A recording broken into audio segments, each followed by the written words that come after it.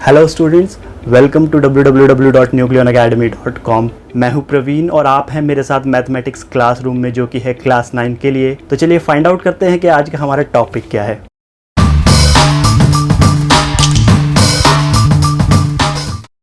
Hello students, class 9 में chapter 1 के rationalisation के टॉपिक में हम आज करने वाले हैं 11 क्वेश्चंस। देखिए, स्टार्टिंग से लेके अगर एंड तक आपने ये 11 क्वेश्चंस देख लिए तो उसके बाद आपको रैशनलाइजेशन टॉपिक के लिए अलग से क्वेश्चंस उठा के देखने की जरूरत नहीं पड़ेगी। आपके सामने जब भी कोई भी क्वेश्चन आएगा तो आप फटाफट उसको सॉल्व कर लेंगे। तो इस वीडियो को एंड तक देखिए और फिर मुझे बताइए कि आपको ये टॉपिक समझ आया या नहीं आया। देखिए, आप में से कुछ स्टूडेंट्स हैं जिनके बेसिक्स थोड़े वीक हैं, कुछ स्टूडेंट्स हैं जिनके बेसिक्स ओके हैं, कुछ स्टूडेंट ऐसे हैं जिनके बेसिक्स बहुत अच्छे हैं। तो मेरी ये कोशिश रहेगी कि मैं हर तरीके के स्टूडेंट के लिए ये वीडियो बनाऊं। तो इस वीडियो को हम 3 पार्ट में डिवाइड करने वाले हैं। पहले हम डिस्कस करेंगे इस चैप्टर में कुछ बेसिक्स जो यूज होंगे, उसके बाद हम करेंगे कुछ कॉमन एरर्स जो कि बच्चे करते हैं, आप लोगों में से कई लोग करते हैं इस वाले टॉपिक के अंदर, और उसके बाद करेंगे हम 11 क्वेश्चंस। स्टेप बाय स्टेप चलेंगे, सबसे इजी क्वेश्चन पहले देखेंगे और सबसे बड़े क्वेश्चन पे हम एंड तक पहुंच जाएंगे और उसके बाद आपकी रैशनलाइजेशन एकदम क्लियर हो जाएगी। तो चलिए स्टार्ट करते हैं। सबसे पहले मैं बात करता हूं बेसिक्स की। तो देखिए, यहाँ पर जो बेसिक्स हैं वो बेसिक्स क्या यूज होने वाले हैं। इनमें से बहुत सारी चीजें हैं जो कि आपको ऑलरेडी पता है, बट जल्दी जल्दी डिस्कस कर लेते हैं। √2 इंटू √2 को आप 2 लिखेंगे, √4 नहीं लिखेंगे। हालांकि इसका आंसर √4 भी होता है, बट हम उसको 2 लिखेंगे। ओके, √3 इंटू √2 √6 होता है। क्लियर? ये बहुत बेसिक चीज है। अगर आपके सामने रैशनलाइजेशन में कभी भी रूट के अंदर कोई ऐसा नंबर आ जाए, एक कोई ऐसा कॉम्पोजिट नंबर आ जाए जिसके फैक्टर्स आगे हो सकते हैं, तो आप उसके फैक्टर्स निकालेंगे। तो देखिए, यहाँ पे 48 का फैक्टर हम निकाल सकते हैं।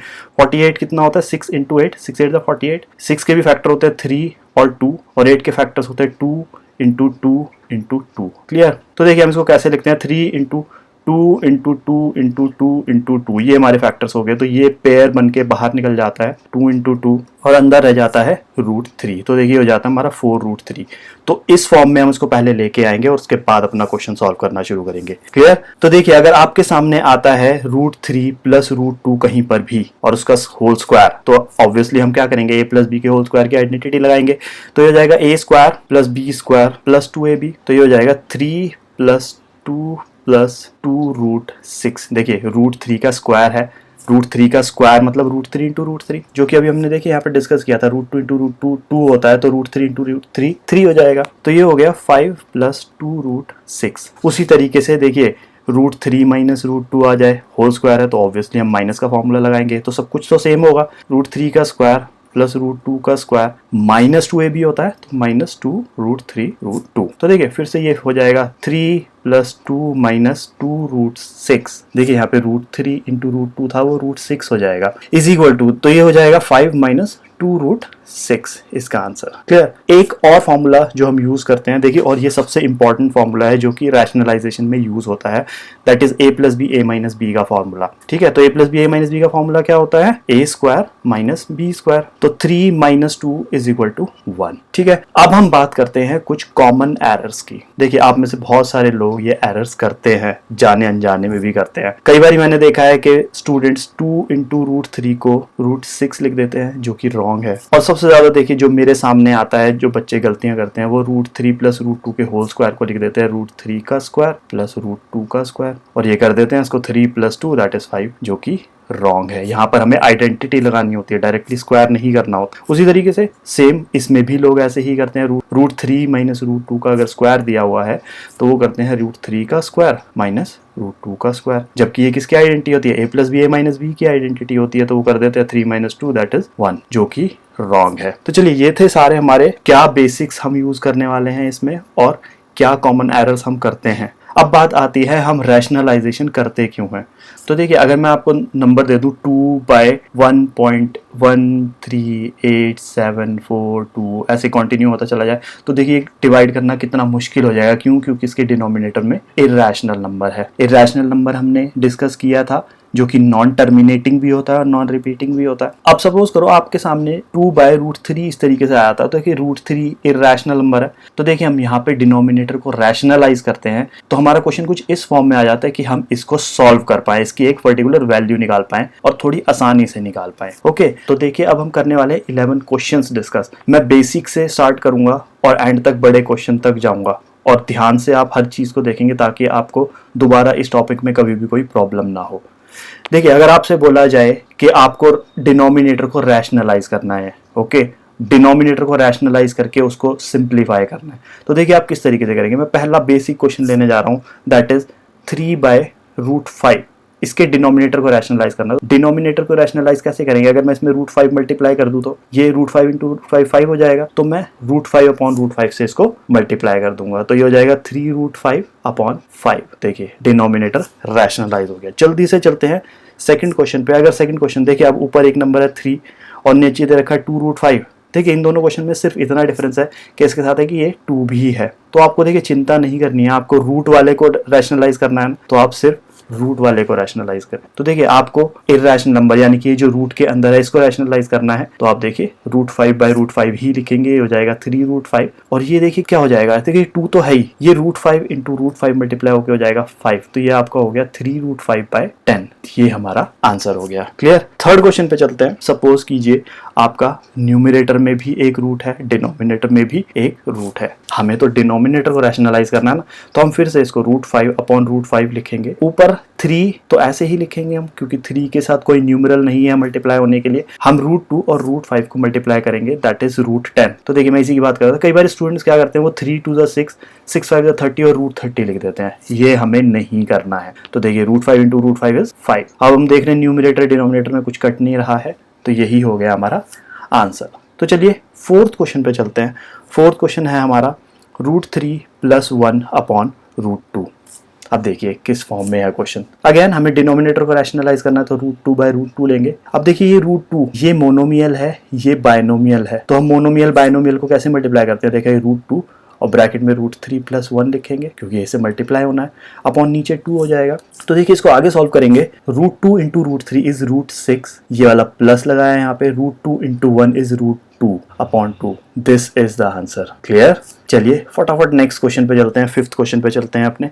अगर ऊपर 2 रूट्स दिए हो, √2 + √5/√3, देखिए अगेन हमें डिनोमिनेटर को रैशनलाइज करना है, तो √3/√3 लेंगे कि ये मोनोमियल है, ये बायनोमियल है, तो √3 इंटू √2 + √5/3, √3 इंटू √3 इज 3। तो चलिए अब इसको पहले इसको इससे मल्टीप्लाई करेंगे, फिर इसको इससे मल्टीप्लाई करेंगे, तो हो जाएगा देखिए √6, √3 into √2 is √6 plus √3 into √5 is √15। Clear. Upon 3। तो अब देखिए अंदर कंपोजिट नंबर तो है। अब मैंने स्टार्टिंग में आपको बोला था कि कंपोजिट नंबर नहीं रखना, उसके फैक्टर्स करके उसको बाहर निकालना है, बट 15 के फैक्टर्स देखिए होते क्या है, 3 और 5। अगर मैं इनके फैक्टर्स निकाल भी दूं तो देखिए पेयर तो कोई बनेगा नहीं, रूट से बाहर तो कोई निकलेगा नहीं, तो यानी कि यही मेरा आंसर हो गया। क्लियर है ये चीज। चलिए अब हम चलते हैं 6th क्वेश्चन पे। √3 + 1। अब देखिए डिनोमिनेटर में बायनोमियल आ गया, 2√2 - √3। अब देखिए इसको कैसे करना है। देखिए स्टार्टिंग में मैंने आपको बताया था कि यहाँ पर जो आइडेंटिटी मेन यूज होनी है वो होनी है a² - b² की। अगर मैं डिनोमिनेटर में इसका भी स्क्वायर कर दूं और इसका भी स्क्वायर कर दूं तो देखिए रूट तो हट ही जाएंगे ना, क्योंकि अगर किसी भी रूट का स्क्वायर कर देते हैं तो स्क्वायर से रूट कट जाता है और हमारा आंसर इस तरीके से आ जाता है। तो देखिए मैं क्या करूंगा, मैं ट्राई करूंगा कि नीचे a² - b² की आइडेंटिटी बना दूं। तो उसके लिए मुझे क्या करना पड़ेगा, यहाँ पर जो ये साइन दिया हुआ है इसकी जगह मुझे प्लस लेना पड़ेगा। तो देखिए मैं इसको इससे मल्टीप्लाई करने जा रहा हूँ, 2√2 + √3, तो हमें इसे भी इसी से मल्टीप्लाई करना पड़ेगा, 2√2 + √3। अब देखिए सॉरी ये हमें मल्टीप्लाई करना था। ओके चलिए अब हम जब इसको मल्टीप्लाई कर रहे हैं, ध्यान दीजिए बायनोमियल से मल्टीप्लाई होगा, तो अभी तो मैं इसको ऐसे ही लिख देता हूँ, √3 + 1, 2√2 + √3 अपॉन, देखिए ये क्या बन गया, a² - b² की आइडेंटिटी, तो हो गया 2√2 का स्क्वायर - 3 का स्क्वायर। क्लियर। अब देखिए, अब बाइनोमियल को बाइनोमियल से जब मल्टीप्लाई करते हैं तो देखिए पहले इसको इन दोनों से मल्टीप्लाई करते हैं, फिर इसको इन दोनों से मल्टीप्लाई करते हैं। √3 2√2 प्लस √3 से पहले मल्टीप्लाई होगा, फिर ये +1 लिखेंगे हम यहाँ पर, और फिर से ये पूरे 2 प्लस √2 प्लस 3 से मल्टीप्लाई होगा। और नीचे देखिए कितना आसान हो गया, 2 का स्क्वायर करेंगे तो आएगा 4, और √2 का स्क्वायर करेंगे तो क्या आएगा 2, और इन दोनों को मल्टीप्लाई करके क्या आएगा 8, माइनस, और ये √3 का स्क्वायर क्या होता है 3। अब देखिए इनको मल्टीप्लाई करते हैं, 3 इंटू 2√2, देखिए न्यूमेरल ऐसे ही रहेगा, रूट वाले से मल्टीप्लाई होगा तो ये हो जाएगा √6, अब प्लस, अब देखिए √3 इंटू √3 करना है, √3 इंटू √3 क्या होता है 3, अब +1 मल्टीप्लाई होगा इससे तो देखिए हो जाएगा +2√2, और 1 मल्टीप्लाई होगा फिर इससे तो +√3, और नीचे 8 - 3 इज 5। अब हमें देखना है कि क्या हमारे न्यूमरेटर में कोई लाइक टर्म है। देखिए ये इसके साथ √6 है और किसी के साथ √6 नहीं है, तो यानी कि इसकी कोई लाइक टर्म नहीं है। 3 यहाँ पे न्यूमरल अकेला है तो यानी कि इसकी भी कोई लाइक टर्म नहीं है। √2 यहाँ पे और किसी के पास नहीं है तो यानी कि इसकी भी कोई लाइक टर्म नहीं है। उसी तरीके से √3 यहाँ पे किसी के पास नहीं है तो इसकी भी कोई लाइक टर्म नहीं है। तो यही हमारा आंसर हो जाएगा। I hope this is easy, right. चलिए अब चलते हैं अपने नेक्स्ट क्वेश्चन पे, 7th क्वेश्चन पे। तो देखिए अगर क्वेश्चन इस तरीके से आया 6 - 4√2 अपॉन 6 + 4√2, देखिए सेम है बट साइन का डिफरेंस है। जब भी इस तरीके का क्वेश्चन होता है ना, करना तो हमें यही है,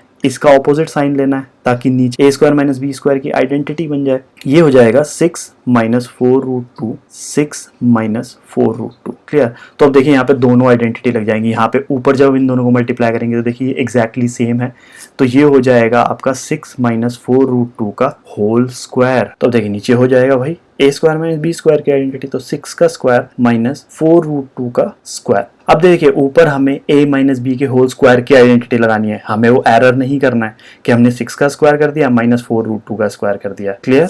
तो a - b के होल स्क्वायर की आइडेंटिटी क्या होती है, a² + b² minus 2ab upon नीचे तो a² - b² की आइडेंटिटी यानी कि 6 का स्क्वायर इज 36, ये हमने लगाया माइनस।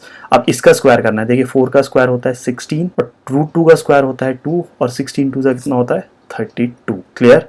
नाउ 6 का स्क्वायर 36 प्लस 4√2 का स्क्वायर अभी तो किया हमने, क्या होता है 32, तो ये आ गया 32 माइनस। अब देखिए न्यूमरल्स को मल्टीप्लाई कर लेते हैं पहले, तो 2 × 6 12, 12 4 = 48, तो ये आ गया हमारा 48।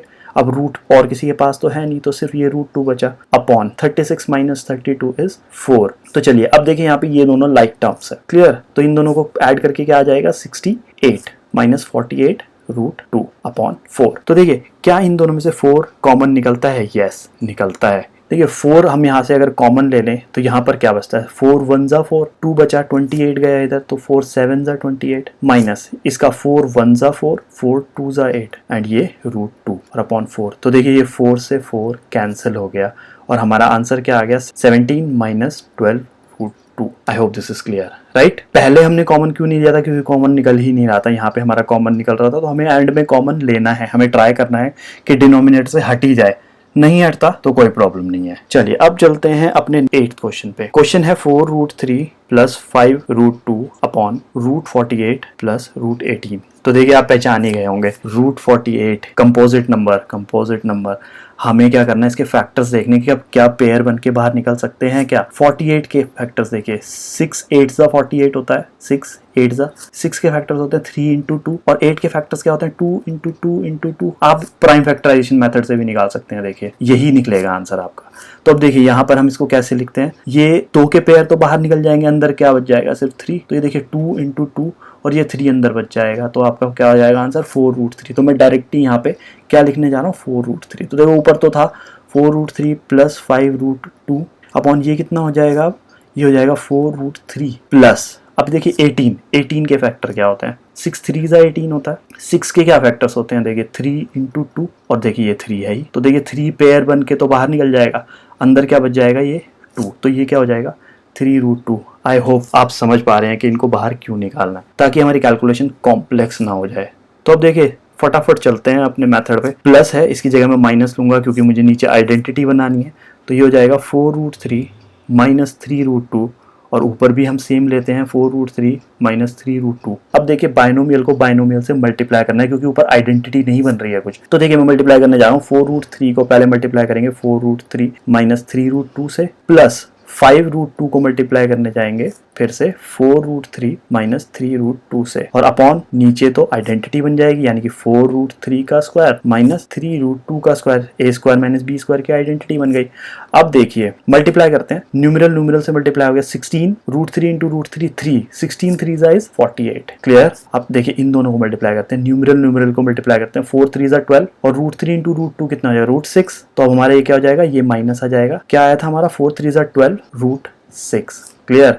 अब देखिए यहाँ पे प्लस है तो साइन चेंज तो कोई होगा नहीं, मल्टीप्लाई करते हैं डायरेक्ट, न्यूमेरल से मल्टीप्लाई होगा तो 5 4 20 एंड ये √2 √3 से मल्टीप्लाई होगा तो क्या आएगा √6, तो ये हो जाएगा हमारा 20√6। अब देखिए ये हम लिखेंगे ये माइनस यहाँ पर। अब दोबारा से इसको इससे मल्टीप्लाई करना है तो 5 इंटू 3 15 एंड √2 इंटू √2 क्या होता है 2, तो 15 2 जा कितना हो जाएगा 30। देखिए मैंने थोड़ा डायरेक्ट कर दिया, आप पर समझ सकते हैं आप। अब देखिए दोबारा से इसको स्क्वायर करना है तो 4 का स्क्वायर क्या होता है 16, √3 का स्क्वायर क्या होता है 3, 16 3 जा कितना होता है 48 माइनस। अब देखिए यहाँ पे 3 का स्क्वायर क्या होता है 9, √2 का स्क्वायर क्या होता है 2, 9 2 जा 18। आई होप आप समझ रहे हैं मैं क्या बताना चाह रहा हूँ। अब देखिए लाइक टर्म्स 48 और 30 सब्ट्रैक्ट करके क्या आ जाएगा हमारे पास 18। देखिए ये दोनों भी लाइक टर्म्स हैं, माइनस प्लस माइनस होगा, बड़े नंबर का साइन प्लस आ गया तो ये हो जाएगा हमारा 8√6, और नीचे क्या आ जाएगा हमारा 48 में से 18 जाएगा तो आ जाएगा हमारा 30। तो अब देखिए फिर से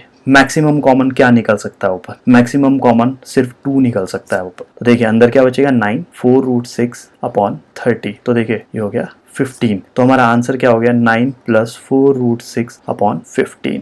क्लियर। देखिए ये सब क्वेश्चन हो गए। अब हम चलते हैं अपने नेक्स्ट क्वेश्चन में, जिसमें कई बारी मल्टीपल फ्रैक्शंस एक साथ दे देते हैं। देखिए जैसे कि 1/2 + √3 + 3/√5 माइनस √3 + 1/2 माइनस √5। घबराने की कोई ज़रूरत नहीं है, हमें सबको ना इंडिविजुअली रैशनलाइज करना है, पर लिखना सबको एक ही लाइन में है। ओके देखिए कैसे करेंगे हम, 1/2 + √3 इसको मल्टीप्लाई किससे करना है, इसका ऑपोजिट साइन से, तो 2 - √3 अपॉन 2 - √3, इसको मैं ब्रैकेट में ले लेता हूँ। अब मैं लगा देता हूँ ये प्लस। अब देखिए यहाँ पर ये 3/√5 माइनस √3, तो मुझे यहाँ पे यानी कि इसकी जगह प्लस लेना पड़ेगा, √5 + √3 अपॉन √5 + √3, ये प्लस आ गया यहाँ पे।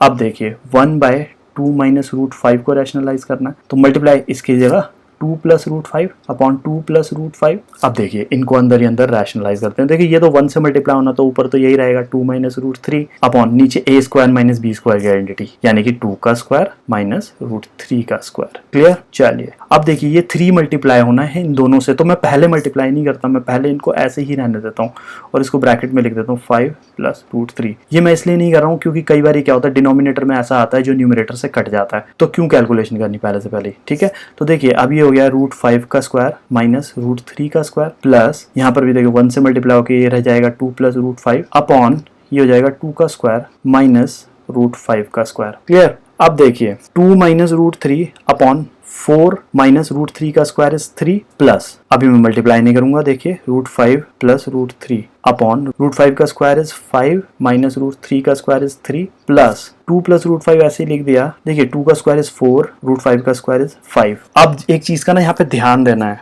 यहाँ पे इसका आंसर जो आएगा देखिए माइनस में आएगा, तो इस केस में -1 आंसर आएगा यहाँ पे।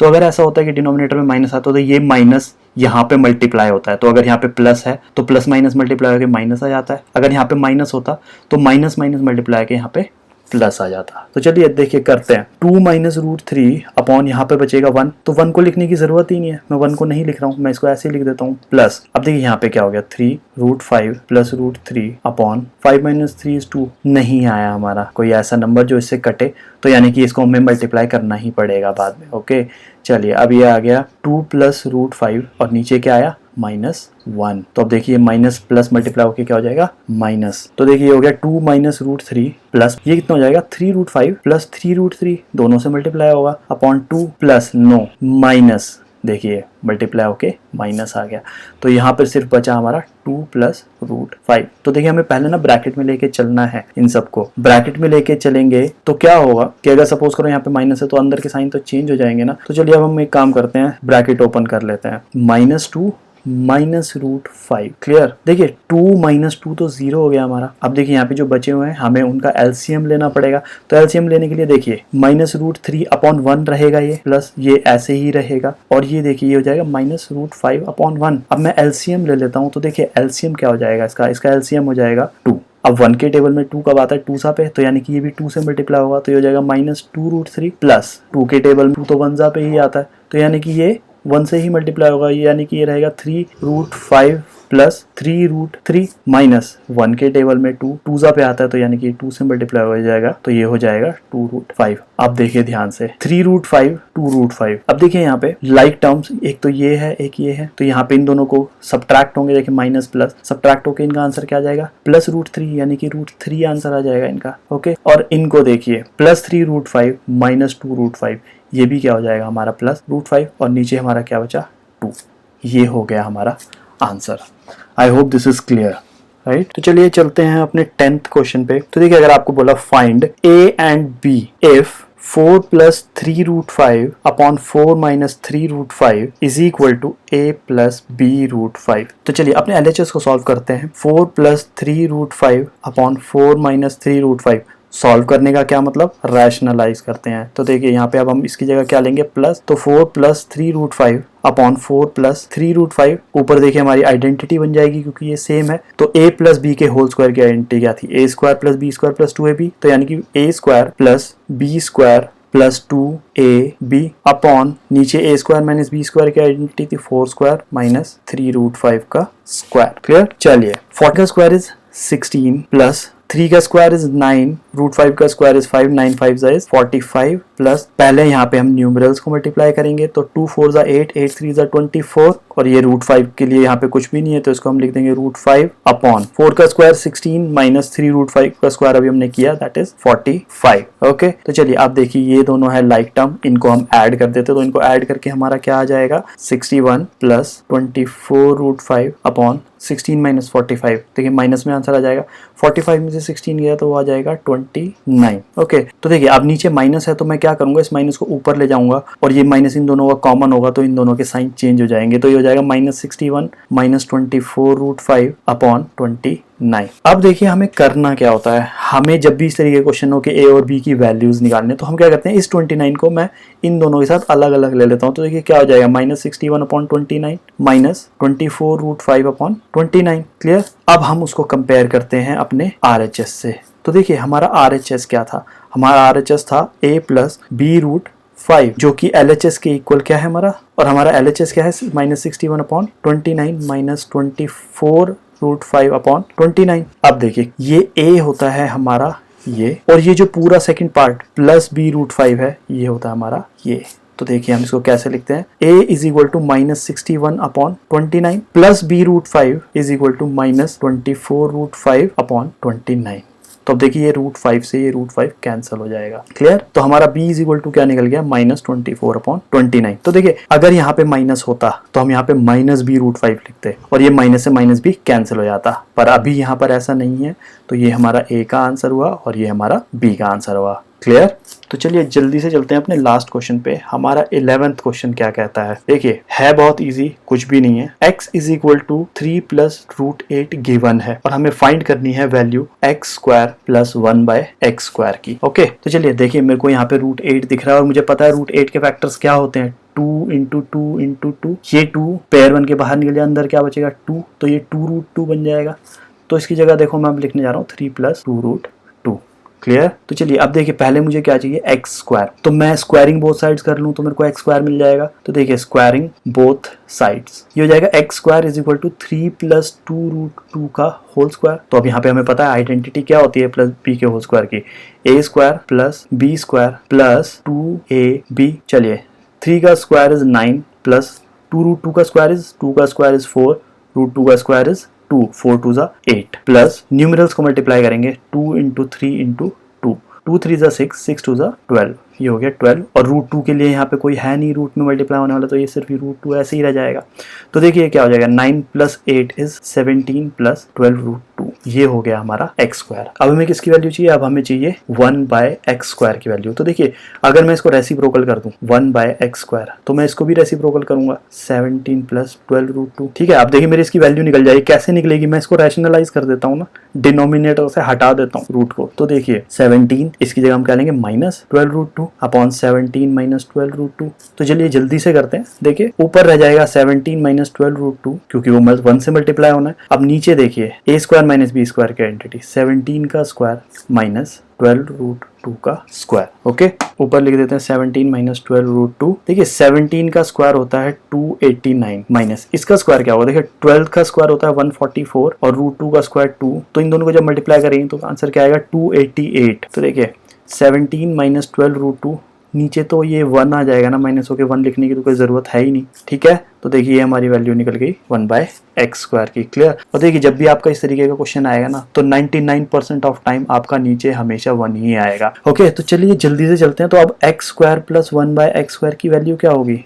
देखिए हमारा x स्क्वायर क्या निकला था, हमारा x स्क्वायर निकला था 17 + 12 रूट 2। तो मैं इसको लिखता हूँ 17 + 12 रूट 2, उसमें प्लस करना है 1/x स्क्वायर। 1/x स्क्वायर की वैल्यू क्या निकली हमारी 17 - 12 रूट 2। चलिए ब्रैकेट ओपन करते हैं। सिंस यहाँ पे प्लस है तो मुझे चिंता करने की कोई ज़रूरत नहीं है, कोई साइन चेंज नहीं होगा। तो ये +17 - 12 रूट 2। देखिए +12 रूट 2 - 12 रूट 2 तो 0 हो जाएगा, 17 + 17 हो जाएगा हमारा 34। ये आ गया हमारा आंसर। तो बताइए कैसे लगे ये 11 क्वेश्चंस आपको। नाउ आई एम श्योर कि अगर आपके सामने कोई भी रैशनलाइजेशन का क्वेश्चन आएगा तो आप उसको बहुत ही इजीली सॉल्व कर लेंगे। और देखिए जो हमने स्टार्टिंग में एरर्स पहले ही डिस्कस कर लिए हैं, अब आप वो एरर्स नहीं करेंगे। So all the best, thank you so much for watching this video. आते रहिए हमारे चैनल पे। Have a wonderful day.